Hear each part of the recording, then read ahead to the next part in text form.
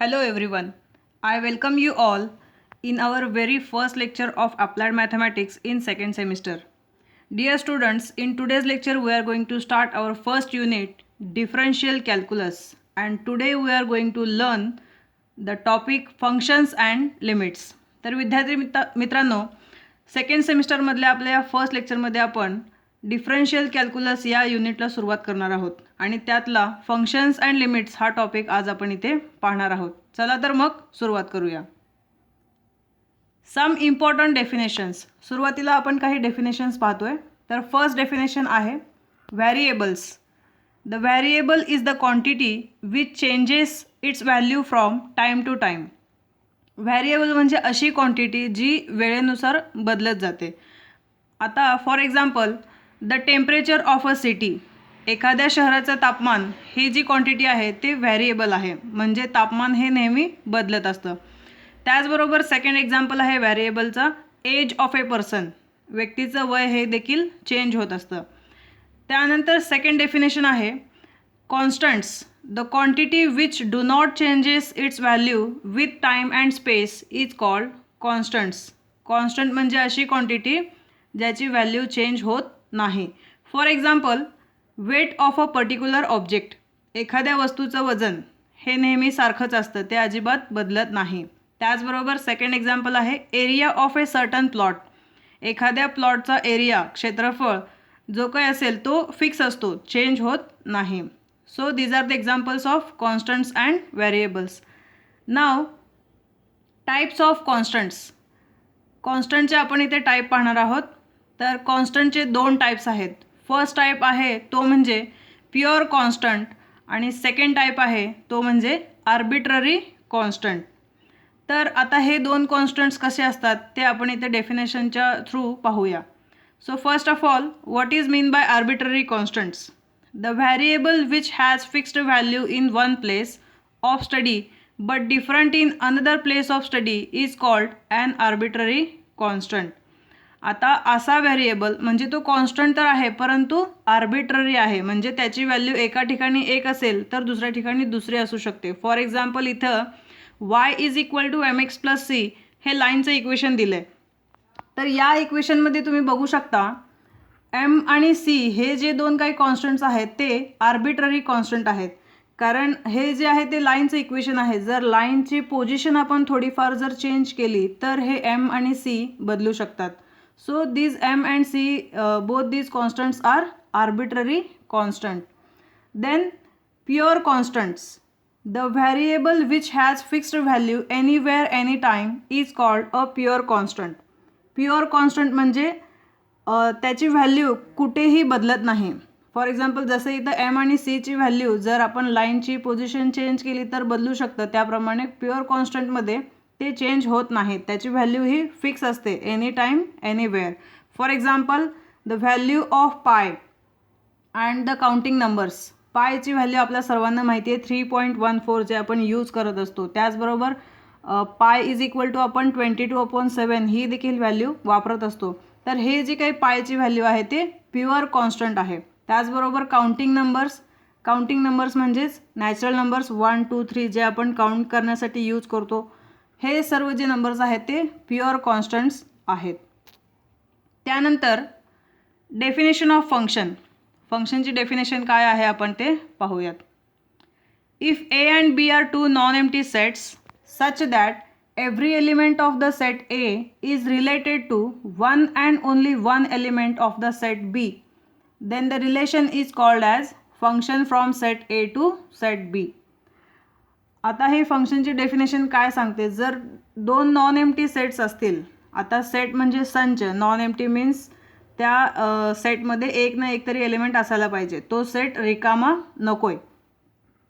तर असे दोन सेट जर आपण घेतले तर त्यामध्ये सेट ए मधला प्रत्येक एलिमेंट हा सेट बी मध्ये असणाऱ्या फक्त एक आणि एकाच एलिमेंटशी रिलेट करतो, त्यांच्यामध्ये काहीतरी रिलेशन आहे. तर अशा ह्या रिलेशनला आपण काय म्हणतो, function from set A to B. आणि हे फंक्शन आपण या पद्धतीने डिनोट करतो आणि ह्याला असं रीड करायचं आहे F from A to B. F:A arrow B म्हणजेच काय, F from A to B. म्हणजे a function from set A to set B. Then value of a function. आता फंक्शनची व्हॅल्यू कधी काढतो आणि कसं काढतो म्हणजेच काय ते आपण पाहूया. If y is equal to f of x is a given function, then the value of f of x is obtained by replacing x by a is called the value of the function at x equal to a and is denoted by f of a. जर y is equal to f of x हा function दिला असेल आणि या फंक्शनची value आपल्याला x equal to ए या पॉईंटला जर काढायचं असेल तर आपण काय करतो, या एफ ऑफ एक्समध्ये एक्सच्या ऐवजी ए ठेवतो आणि आपण दिलेल्या फंक्शनची व्हॅल्यू फाइंड आउट करतो आणि जी काही आलेली व्हॅल्यू असेल ते एफ ऑफ एने डिनोट करतो, जे आपण रिप्लेस केले त्याच्यानेच. तर हे एक्झाम्पल सॉल्व करत असताना तुमच्या लक्षात येईल की व्हॅल्यू ऑफ अ फंक्शन आपण कसं काढतो. त्यानंतर आता आपण पाहणार आहोत टाइप्स ऑफ फंक्शन्स. फंक्शनचे टाईप आपण पाहतोय. So first type is algebraic function. The functions which contains only algebraic expressions such as x plus 1, y is equal to 2x square plus x plus 1 etc. are called as algebraic functions. Algebraic functions कशाला म्हणायचे की अशा functions ज्यामध्ये तुम्हाला या टाईपचे expressions पाहायला मिळतील, तर अशा फंक्शन्सना आपण काय म्हणतो, अल्जेब्रिक फंक्शन. त्यानंतर logarithmic function. The function having logarithm are called logarithmic functions. Logarithmic functions म्हणजे ज्या फंक्शनमध्ये लॉगॅरिथम आहे, लॉग आहे, अशा फंक्शन्सना आपण लॉगॅरिथमिक फंक्शन असे म्हणतो. त्यानंतर third type of the function आहे exponential function. The functions involving exponential term are called exponential functions. फंक्शनमध्ये एक्सपोनेन्शियल टर्म असायला पाहिजे, म्हणजे पॉवरच्या फॉर्ममध्ये एखादा टर्म असेल तर त्या फंक्शनला आपण काय म्हणतो, एक्सपोनेन्शियल फंक्शन. पुढचा टाईप आहे एक्सप्लिसिट फंक्शन. आता हे इम्पॉर्टंट फंक्शनचे टाईप्स आहेत. आत्तापर्यंत जे आपण पाहिलो अल्जेब्रिक, लॉगॅरिथमिक, हे फंक्शन्स तुम्हाला थोडेफार माहीत होते. आपण फर्स्ट सेमिस्टरमध्ये याचा थोडा स्टडी केलेला आहे. आता आहे explicit function. If the variable y is expressed in terms of x alone, that is in the form of y is equal to f of x, then the function is called explicit function. आता explicit function कशाला म्हणायचं आहे, जर variable y दिलेल्या फंक्शनमधला y हा जर तुम्हाला एक्सच्या फॉर्ममध्ये एक्सप्रेस करता येत असेल, म्हणजे y इज इक्वल टूच्या पुढे जो काही सगळं टर्म असणार आहे तो फक्त एक्सच्या फॉर्ममध्ये जर एक्सप्रेस करता येत असेल, y is equal to f of x या फॉर्ममध्ये, तर अशा फंक्शनला आपण काय म्हणणार आहोत, एक्सप्लिसिट फंक्शन. त्यानंतर नेक्स्ट टाईप आहे implicit function. If the variable x and y are not separated from each other from the function f of xy is equal to 0, it is called implicit function. आता हा implicit function कसा आहे, तर अगदी explicit फंक्शनच्या उलट. Explicit फंक्शनमध्ये आपण yला एक्सच्या फॉर्ममध्ये एक्सप्रेस करू शकतो, परंतु इम्प्लिसिट फंक्शनमध्ये आपण एक्सला किंवा वायला, म्हणजे फॉर एक्झाम्पल एक्स या टर्मला आपण वायच्या फॉर्ममध्ये एक्सप्रेस करू शकत नाही किंवा वायला आपण टोटली एक्सच्या टर्ममध्ये एक्सप्रेस करू शकत नाही. म्हणजे एक्स आणि वाय असं एकमेकांपासून सेपरेट करून आपण तो फंक्शन लिहू शकत नाही किंवा तो इक्वेशन लिहू शकत नाही. अशा फंक्शनला आपण काय म्हणतो, इम्प्लिसिट फंक्शन. एक्झाम्पल सॉल्व करत असताना आपण ह्या इम्प्लिसिट फंक्शनवरचे बरेच एक्झाम्पल सॉल्व करणार आहोत. त्यामुळं हे तुम्हाला आत्ता जरी लक्षात नाही आलं तरी सॉल्व करत असताना मात्र नक्कीच लक्षात येईल. त्यानंतर नेक्स्ट टाईप आहे inverse function. If two function f of x and g of x are such that, इथं एफ कॉम्पोजिट जी असं वाचायचं आहे, एफ ओ जी असं नाही. So f composite g of x is equal to g composite f of x is equal to x, then f and g are identity functions and inverse of each other. F and g दोन function आपल्याला इथे दिले असतील आणि त्या दोघांचा composite जर आपण घेतला, एफ कंपोजिट जी आणि जी कंपोजिट एफ, जर एक्स मिळत असेल तर एफ आणि जीला आपण आयडेंटिटी फंक्शन्स म्हणतो आणि ते दोन्ही एकमेकांचे इन्व्हर्स असतात. त्यानंतर नेक्स्ट टाईप आहे transcendental functions. Functions which are not algebraic are called transcendental functions. जे फंक्शन्स अल्जेब्रिक नाहीत, म्हणजे जे फंक्शन्स तुम्हाला पॉलिनॉमियलच्या फॉर्ममध्ये दिसत नाहीत, अल्जेब्रिक फंक्शन्स वाटत नाहीत, असे सर्व फंक्शन्स काय असतील, ट्रान्सकेडेंटल फंक्शन, यामध्ये कोणते फंक्शन असू शकतात, ट्रिग्नोमेट्रिक वगैरे हे फंक्शन्स तुम्ही या ट्रान्सकेडेंटलमध्ये बघू शकता. त्यानंतर आहे odd function. For y is equal to f of x, हा आपल्याला दिलेला फंक्शन आहे. म्हणजे असा जर फंक्शन दिला असेल and if f of minus x is equal to minus f of x for all x belongs to R, then f of x is called an odd function. हे ऑड फंक्शनची definition खूप महत्त्वाची आहे, कारण या odd फंक्शनवर आधारित आपण एक्झाम्पल सॉल्व करणार आहोत. त्याचबरोबर पुढचा जो टाईप आहे तो इवन फंक्शन, यावर देखील आपण एक्झाम्पल सॉल्व करणार आहोत. So these two functions are very important for our syllabus. तर इथे ऑड फंक्शनसाठी तुम्हाला एवढं लक्षात ठेवायचं आहे की y is equal to f of x हा जर फंक्शन दिला असेल, त्यामध्ये आपण एफ ऑफ एक्सच्या ऐवजी मायनस एक्स जर रिप्लेस केला, एक्सच्या ऐवजी मायनस एक्स जर आपण सबस्टिट्यूट केला आणि जर आपल्याला असं मिळत असेल minus of f of x, तर त्या फंक्शनला आपण ऑड फंक्शन म्हणणार आहोत. आणि y is equal to f of x या दिलेल्या फंक्शनमध्ये एक्सच्या ऐवजी मायनस एक्स ठेवल्यानंतर देखील एफ ऑफ एक्सच मिळत असेल, म्हणजे ओरिजिनल फंक्शनच मिळत असेल, तर त्याला आपण इवन फंक्शन असं म्हणणार आहोत. तर या दोन फंक्शनवर आधारित आपण एक्झाम्पल सॉल्व करणारच आहोत, तर तेव्हा हे तुम्हाला अजून क्लिअर होईल. देन आता इथे आपण एक्झाम्पल्स सॉल्व करतोय. कशाचे, तर व्हॅल्यू ऑफ अ फंक्शन कसं फाइंड आउट करायचं आहे त्यावरचे एक्झाम्पल्स. फर्स्ट एक्झाम्पल इथे दिलं आहे, if f of x is equal to x cube minus 3x square plus 5, then find f of 0 plus F of 3. आता हा फंक्शन इथे आपल्याला दिला आहे, f of x is equal to x cube minus 3x square plus 5. आपल्याला f of 0 plus F of 3 किती येते value ते काढायचं आहे. बघा लक्ष देऊन, हे अगदी सिम्पल एक्झाम्पल्स आहेत. 2 मार्काला वगैरे तुम्हाला परीक्षेत विचारले जाऊ शकतात. अतिशय इझी आहेत आणि हे तुम्हाला लगेच लक्षात येईल. एका एक्झाम्पलवरून तुम्ही पुढची सर्व एक्झाम्पल स्वतः सॉल्व करू शकता. सो सोल्युशनमध्ये पहिल्यांदा गिवन जे काही फंक्शन आपल्याला दिलं आहे ते आपण लिहून घेऊयात. F of x is equal to x cube minus 3x square plus 5, याला आपण नाव देतो इक्वेशन 1. देन आता इथे आपल्याला एफ ऑफ 0 काढायचं आहे, त्यामुळे आपण काय करणार आहोत, पुट एक्स इक्वल टू 0, म्हणजे दिलेल्या फंक्शनमध्ये जिथे जिथे एक्स आहे तिथे आपण 0 सबस्टिट्यूट करणार आहोत. So put x equal to 0 in 1, what we get, we get f of 0 is equal to 0 cube minus 3 into 0 square plus 5, which implies, आता हे कॅल्क्युलेट केल्यानंतर हे दोन टर्म तर 0च आहेत, प्लस 5 एवढं शिल्लक राहील. So which implies f of 0 is equal to 5. Call it as equation 2. याला आपण इक्वेशन नंबर 2 नाव देतो आहे. देन आता इथे क्वेश्चनमध्ये एफ ऑफ 3 विचारलं आहे, त्यामुळे आता एक्स इक्वल टू आपण 3 ठेवणार आहोत. कुठे, या एफ ऑफ एक्समध्ये. सो जिथे जिथे एक्स आहे तिथे तिथे 3 सबस्टिट्यूट करायचं आहे. So F of 3 is equal to 3 cube minus 3 into 3 square plus 5. Simplify करा, तुम्हाला f of 3 is equal to 5 मिळेल. कसं काय, तर आता इथे 3⁻³ आहे आणि इथे देखील 3⁻1 आणि 3⁻2 म्हणजे 3⁻3च आहे. हा प्लस आणि हा मायनस कॅन्सल होतील आणि फक्त 5 शिल्लक राहील. हा झाला तुमचा एफ ऑफ 3. ह्याची व्हॅल्यू आली आहे 5. आपल्याला क्वेश्चनमध्ये काय विचारलं आहे, f of 0 plus F of 3, म्हणजे एफ ऑफ 0 आणि एफ ऑफ 3 ॲड केल्यानंतर काय व्हॅल्यू मिळते ते काढायचं आहे.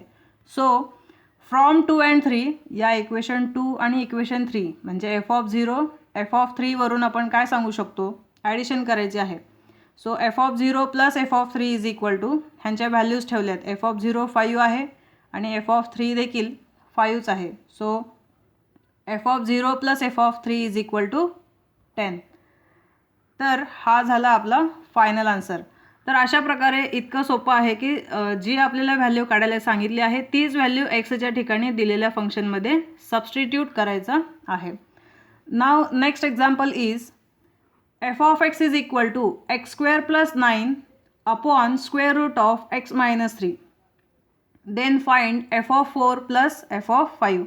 आता तुमच्या लक्षात आलं असेल, f of 4 plus f of 5 काढायचं आहे, म्हणजे दिलेल्या फंक्शनमध्ये पहिल्यांदा xच्या ठिकाणी 4 ठेवायचं आहे आणि नंतर 5 ठेवायचं आहे. f of 4 आणि f of 5 यांच्या व्हॅल्यूज काढून झाल्यावर त्या दोघांची ॲडिशन करायची आहे. सो सोल्युशन बघा, पहिल्यांदा गिवन फंक्शन जो काय आपल्याला दिलं आहे तो आपण लिहून घेऊयात. X square plus 9 upon square root of x minus 3. Call it as equation 1.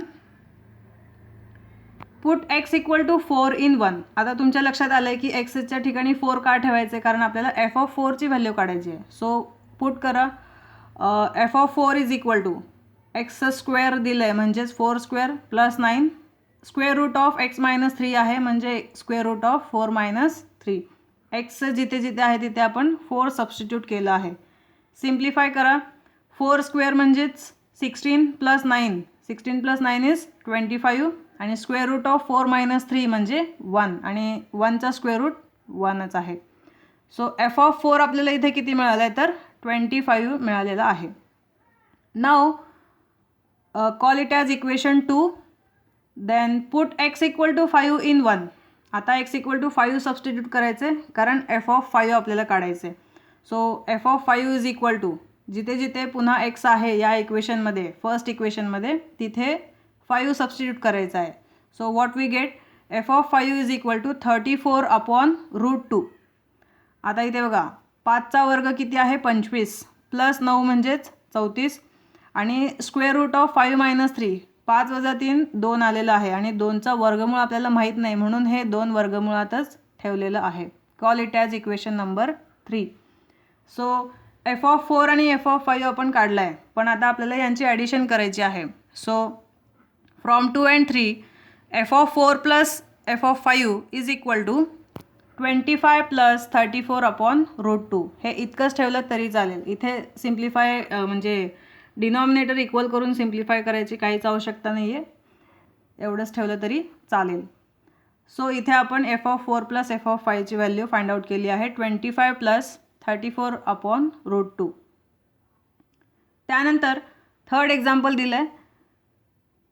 If f of x is equal to 3x square minus 5x plus 7 show that f of minus 1 is equal to 3 into f of 1. आता काय काढायला सांगितलं हे आपल्याला क्वेश्चनवरून लक्षात आलं पाहिजे.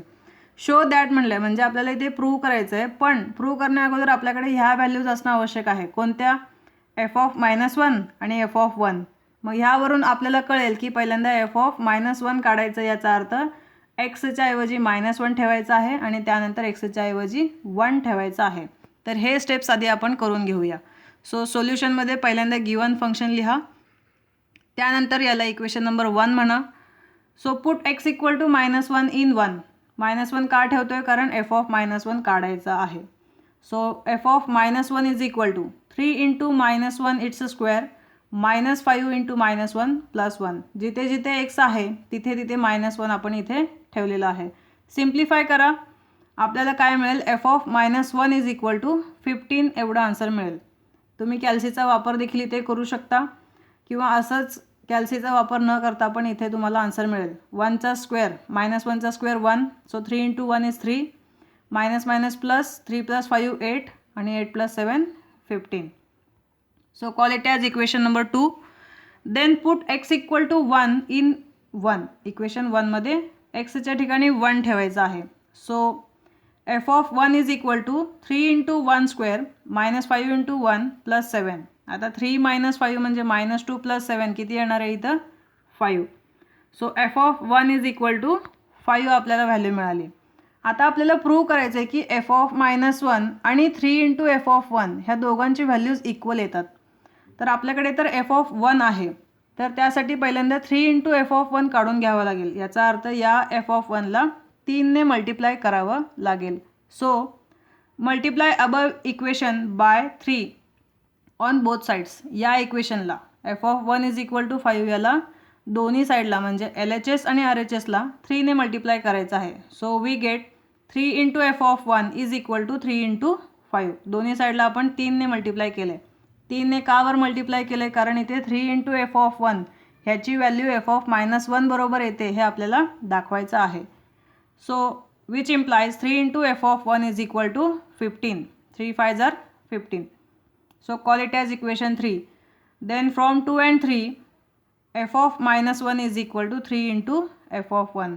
कारण इक्वेशन 2 मध्ये एफ ऑफ -1 ची व्हॅल्यू 15 आहे आणि इक्वेशन 3 मध्ये 3 इंटू एफ ऑफ 1 ची व्हॅल्यू देखील 15 आहे. सो हे दोन RHS इक्वल असल्यामुळे LHS देखील इक्वल इथे आपण दाखवलेत. सो अशा प्रकारे फंक्शनची व्हॅल्यू आपण फाइंड आउट करणार आहोत. त्यानंतर आपण आणखीन एक एक्झाम्पल बघतोय, find the value of the function याच फॉर्ममध्ये.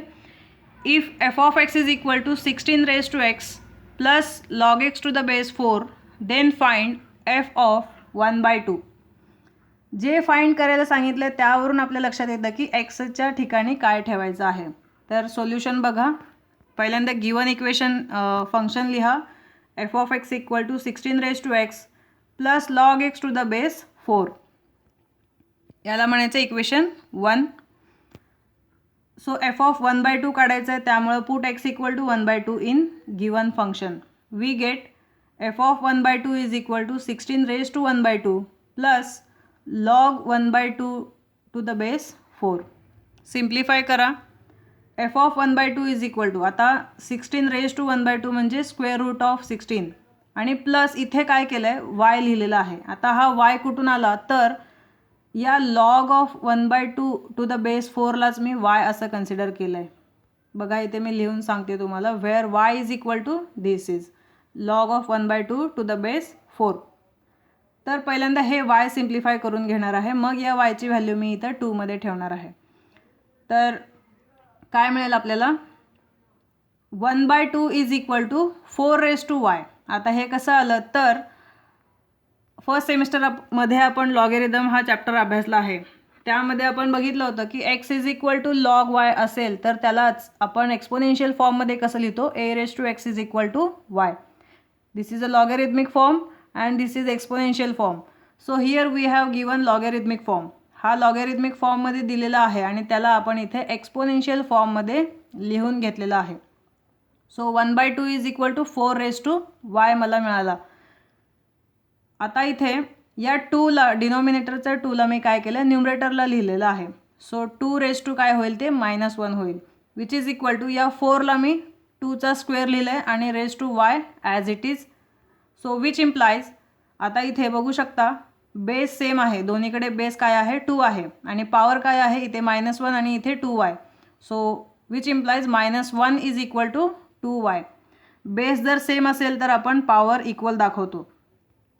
So which implies y is equal to -1/2. मी yची व्हॅल्यू काढून घेते कारण मला इथे ते ठेवायचं आहे इक्वेशन 2मध्ये. सो या 2ला इकडे शिफ्ट केलं LHSला तर हा डिनॉमिनेटरला जाईल आणि yची व्हॅल्यू मला काय मिळेल, -1/2. सो इक्वेशन 2 बिकम्स, आता या इक्वेशन 2मध्ये मी हे yची व्हॅल्यू सबस्टिट्यूट करणार आहे. So F of 1/2 is equal to square root of 16 plus minus, म्हणजे प्लस नंतर हा मायनस ऑफ 1/2. ठीक आहे, yची व्हॅल्यू मी इथं सबस्टिट्यूट केली, विच इज इक्वल टू, आता स्क्वेअर रूट ऑफ 4, 16चा वर्गमूळ आपल्याला माहिती आहे तो किती आहे, 4 आणि प्लस इंटू मायनस म्हणजे -1/2 as it is, which is equal to, इथे आता काय केलं आहे, डिनॉमिनेटर इक्वल करून घेतलं आहे, क्रॉस मल्टिप्लिकेशन करा, काय मिळेल 8 - 1/2 which is equal to 7/2. So म्हणजे आपल्याला इथे व्हॅल्यू काय मिळाली, f of 1/2 is equal to 7/2. हे आपण दिलेल्या फंक्शनची व्हॅल्यू ॲट 1/2च्या ठिकाणी फाइंड आउट केलेली आहे. इथे फक्त हा लॉगॅरिथमचा आपल्याला कन्वर्जन करता आला पाहिजे, लॉगॅरिथमिक फंक्शनचं एक्सपोनेन्शियलमध्ये आणि एक्सपोनेन्शियलचं लॉगॅरिथमिकमध्ये. So this is our final answer, F of 1/2 is equal to 7/2. Now आता मी आपण टाइप्स ऑफ फंक्शन पाहत असताना सांगितलं की इवन फंक्शन आणि ऑड फंक्शनवर आधारित आपण एक्झाम्पल सॉल्व करणार आहोत. तर इथे क्वेश्चन बघा अशा प्रकारे विचारला जाऊ शकतो. State whether the function f of x is equal to e raise to x plus e raise to -x upon 2 is odd or even. म्हणजे हा जो काही तुम्हाला दिलेला फंक्शन आहे एफ, तो फंक्शन ऑड फंक्शन आहे का इवन फंक्शन आहे हे आपल्याला विचारलं आहे. सो हे आता आपल्याला चेक करायचं आहे की हा फंक्शन ऑड आहे की इवन. तर यासाठी काय करायचं आहे, पहिल्यांदा दिलेला फंक्शन लिहून घ्या. F is equal to f of x is equal to e raise to x plus e raise to -x upon 2. याला आपण इक्वेशन 1 म्हणतोय. आता काय करायचं, जेव्हा तुम्हाला फंक्शन ऑड आणि इव्हन चेक करायचं असेल तर एक्सच्या ऐवजी -x त्या फंक्शनमध्ये ठेवायचं आहे. म्हणजे जिथे जिथे तुम्हाला एक्स दिसेल तिथे तिथे मायनस एक्स सबस्टिट्यूट करायचं आहे. So put x equal to minus x in 1. What we get? आता बघा एफ ऑफ एक्स आहे, मी काय करणार आहे मायनस एक्स ठेवणार आहे. Replace x by minus x which is equal to e raise to minus x. इथे एक्स होता मी मायनस एक्स ठेवला आहे plus e raise to minus of minus x. हा मायनस ॲज इट इज ठेवला आहे आणि ह्या एक्सच्या ऐवजी मायनस एक्स इथे ठेवला आहे upon two as it is. हेच सिम्प्लिफाय करा. काय मिळेल? E raise to minus x आणि हा मायनस मायनस काय होईल plus x. So e raise to x upon 2. So F of minus x is equal to, मी हाच जो काही पूर्ण एक्सप्रेशन आहे तो इथे लिहिलेला आहे. फक्त एवढंच की हा ई रेस टू एक्स आधी लिहिला आहे आणि हा e raise to minus x नंतर लिहिला आहे. ओके, कारण इथे मध्ये प्लस साईन आहे तर मी ह्यांची जागा इंटरचेंज करू शकते. So e raise to x plus e raise to minus x upon 2. आणि या फंक्शनकडे जर पाहिलात तर हाच तुमचा ओरिजिनल दिलेला फंक्शन आहे एफ ऑफ एक्स. तुम्ही इकडे चेक करू शकता. सो यावरून आपल्या असं लक्षात येतं की x is equal to minus x substitute केल्यानंतर देखील आपल्याला काय मिळालं? Here f of minus x is equal to f of x. म्हणजे मायनस एक्स ठेवल्यानंतर देखील आपल्याला ओरिजिनल फंक्शनच मिळालेलं आहे. याचा अर्थ काय? तर हा दिलेला फंक्शन इव्हन फंक्शन आहे. हीच डेफिनेशन आहे ऑड आणि इव्हन फंक्शनची. तुम्ही डेफिनेशन पुन्हा एकदा व्हेरीफाय करू शकता. If f of minus x is equal to f of x then given function is an even function. So हा जो काही आपल्याला दिलेला फंक्शन होता तो कसा आहे? इव्हन फंक्शन आहे. त्यानंतर आणखीन एक आपण एक्झाम्पल बघतोय. State whether the function f of x is equal to, हा 6वा एक्झाम्पल आहे जो कोणी इथे 5 झालेला आहे. So x cube minus 3x plus sine x plus x into cos x is odd or even. हा फंक्शन इव्हन फंक्शन आहे की ऑड फंक्शन आहे चेक करायचे. पुन्हा तेच स्टेप तेच प्रोसिजर. पहिल्यांदा एक्सच्या ऐवजी मायनस एक्स सबस्टिट्यूट करायचं आहे. फंक्शन ऑड आहे का इव्हन आहे चेक करण्यासाठी. So write down the given function then put x equal to minus x in 1. आता जिथे जिथे एक्स दिसते तिथे तिथे मायनस एक्स तुम्हाला सबस्टिट्यूट करायचं आहे. So F of minus x is equal to minus x raise to 3 minus 3 into minus x plus sine of minus x plus minus x into cos of minus x. जिथे जिथे x होतं तिथे तिथे मी minus x ठेवलेलं आहे. आता हे simplify करायचं आहे. So F of minus x is equal to x raise to एक्सचा पॉवर इथे 3 आहे. याचा अर्थ हा मायनस एक्सचा पॉवर 3 असल्यामुळे हा मायनस राहील. Minus into minus plus 3x. आपल्याला माहिती आहे साइन ऑफ मायनस एक्स आपण काय लिहितो? Minus sine x. ट्रिग्नोमेट्रीच्या फॉर्म्युलाजमध्ये आपण हे पाहिलं आहे. त्यानंतर प्लस इंटू मायनस काय होईल? Minus x. आणि कॉस ऑफ मायनस एक्स काय असतो? कॉस एक्स असतो. कॉसचा अँगल हा जरी निगेटिव्ह असला तरी कॉस एक्सच लिहित असतो. तर हे आपण सिम्प्लिफाय करून घेतलं आहे. इथे जर तुम्ही बघितलात तर ओरिजिनल फंक्शनमध्ये जे जे टर्म्स आहेत तेच टर्म्स इथे आपल्याला दिसत आहेत. तर फक्त या स्टेपमधून मी काय करणार आहे? मायनस हा जो साईन आहे तो कॉमन घेते. म्हणजे बाहेर घेते. -1 कॉमन घेते. काय मिळेल? X cube minus 3x plus sine x plus x into cos x. Minus मी बाहेर घेते याचा अर्थ बाकीचे सगळे टर्म्सचे साईन चेंज होतील. हा मायनस एक्स क्यूब होता तो प्लस एक्स क्यूब.